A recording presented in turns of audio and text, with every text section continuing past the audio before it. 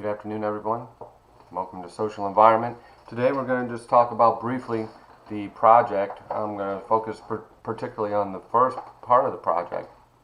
And it's really not a difficult project at all. What you're doing is you're taking an object, and I don't have one with me in particular. You're taking an object that you use every day, right? And you're taking a look at something about the corporation in which that object was created.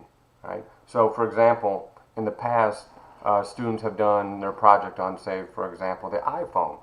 Well, it'd be real interesting if you're going to approach this project is to take a look at Apple first, the company Apple.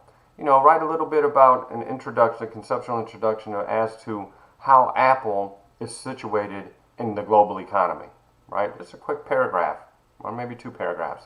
That's your introduction. Apple and the world economy. Then what you're going to do is you're going to talk about the iPhone, the history of the iPhone in the next section, right? Why was the iPhone so important? Why was it historically so valuable to Apple, right? So you're going to discuss that for a couple paragraphs, right? Then the next part is, and this is the part that's really important, is you're going to dissect the iPhone and you're going to break it down into its parts. So where did the screen come from, right? What company produced the screen? What company produced the sensors in the back? Who produced the camera? Who is the one that developed the technology for you to be able to type on the iPhone? Where did the shell come from? Where did all the gadgets and circuitry from the inside of the iPhone come from? So really what I want you to do is I want you to take, there's I think 15 or 20 different companies that produce the goods that make the iPhone, right? So what I want you to do is I want you to take 5 of the components, not all of them, just list out 5 and trace them. Who produced them? What company produced them, right? And what you're looking at is the International Division of Labor. How does the world economy interconnect? At this point, you're just talking about the iPhone and the parts of the iPhone. And then in your concluding comments, you're going to say something to the effect that iPhone is a representation of the current global economy, right? And you're going to either take a look at world systems theory. I can write these down for you as a matter of fact. So we'll take a look at either world systems theory, or you can take a look at dependency theory. Dependency theory. You can take a look at modernization theory.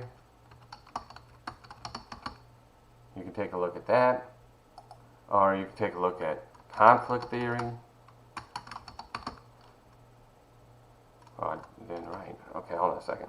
Or you can take a look at conflict theory. Right? You can take a look at functionalism, or you can take a look at symbolic interactionism.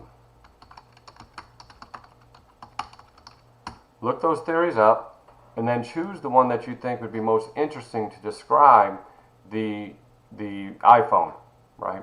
And what you're really doing is you're just situating that company in the global context. So again, start with your introduction about that has something to do with, for example, Apple computers and its place in the global economy, right? Where is it located? Then you want to talk about where do they produce the iPhone, right? So you're just basically giving that kind of background on the company itself. What makes it such a strong company, right? Those kind of things. So that's your introduction. Then the next part is going to be, you're going to take the iPhone itself and dissect it. And you're going to pull out the 5 most important components, the parts of it, and you're going to describe what companies produce those. Oh, I'm sorry. Before you do that, the history of the iPhone. Why was the iPhone so important in the global economy, right?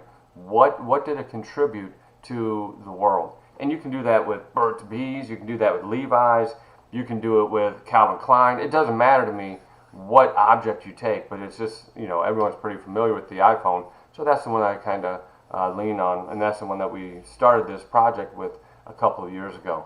You could do something like this. I love My Hero Academia, and my daughter's got me that for my birthday. So, you know, I could take a look at All Might and take a look at manga and things like that. I could pull it apart, put it together, and place it into the global economy.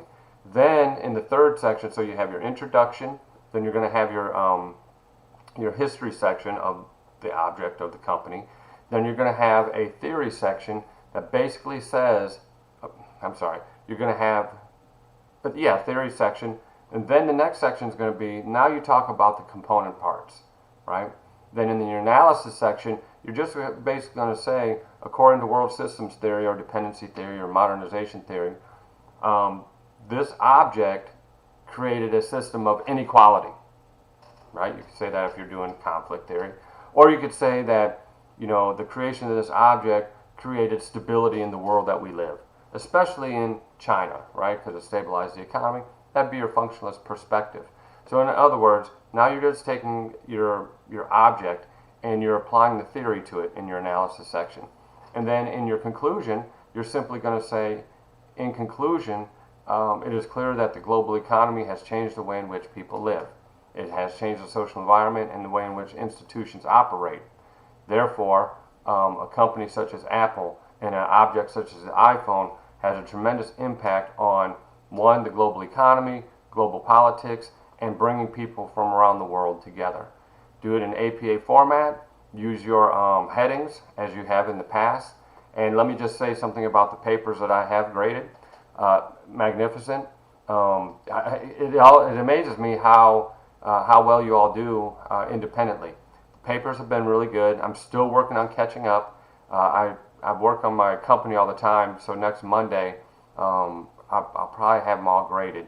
You can, the due date. I'm going to give you permission to submit this paper. See, this is the 3rd, 4th, 5th, 6th, 7th, on the 14th of March, right? Since I didn't get the video out on Monday, I'll go ahead and give you until the 14th of March. I'm not really tied to due dates and things like that. So you have until March 14th, and everything will be graded by then for sure.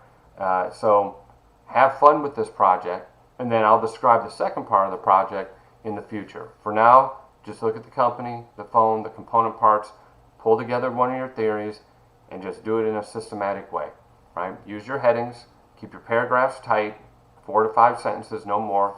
Your word length should be 12 to 18 words, maybe 24 at the most within your paragraphs. Keep it sharp, keep it focused. Right now, everyone's getting an A. One person has a B so far, and that's because they simply just wrote 2 sentences in their paper. It's just not enough. But other than that, you're doing fantastic. Keep up the great work. I'm really proud of you. I hope next fall that we can go back to live classes, because I'd really like to meet you all. I'm far better in the live classroom setting than I am online or virtual or remote.